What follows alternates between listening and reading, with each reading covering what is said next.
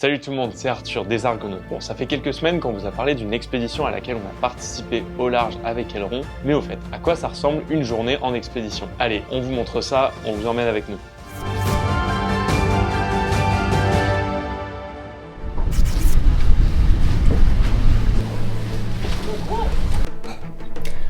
Et bon, on va être pas mal ici. Donc là, on a la cabine où je vais être pendant la semaine d'expédition. Celui-là.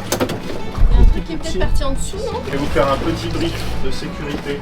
Ultra focus, ultra concentré. Il faut se dépêcher là. Larguez. C'est parti. Ok, ça y est, donc on vient de partir avec l'association Aileron. On est en route pour sortir du golfe d'Ajaccio. Et là, on va se diriger vers le large à la recherche des diables de mer, donc les Rémobulas. Alors là, on est parti il y a à peu près 3-4 heures. On est en train de démarrer les observations. Donc là, on va avoir 4 personnes qui sont postées aux 4 coins du bateau pour observer, scruter l'horizon et essayer de détecter les diables de mer. Je suis sur ce quart, par exemple. Je m'occupe que de cette zone. Et donc, l'objectif, c'est de balayer la surface et d'observer le moindre scintillement, la moindre écume, tout ce qui peut être blanc, tout ce qui va être différent. Et donc, en fait, chaque personne a un rôle sur le bateau et ces rôles tournent tout le temps. On a des moments où on doit observer une certaine zone, ensuite on doit aller se reposer, c'est obligatoire, ensuite on doit ranger, faire le ménage, faire à manger.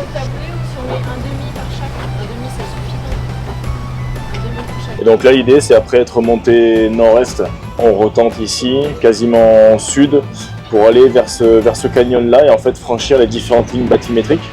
On l'a remarqué par expérience que les canyons, justement, c'était les zones vraiment intéressantes pour la détection du diable de mer. Du coup, on est justement en ce moment même sur une possible observation. Qu'est-ce que t'as vu, Matt?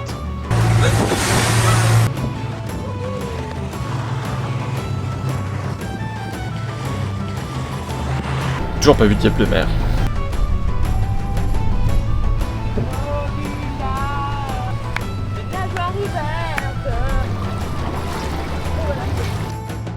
Toutes les nuits, on se lève à la dérive en pleine mer, histoire de rester sur la zone d'étude. Donc ça s'organise, c'est que tout l'équipage tourne pour faire des quarts. Donc des quarts de nuit, c'est vraiment un tour de vigie, un tour de garde pour la surveillance des eaux alentours pendant qu'on est à la dérive, donc notamment pour les collisions avec d'autres bateaux, mais aussi éventuellement pour d'éventuelles tempêtes qui s'annonceraient.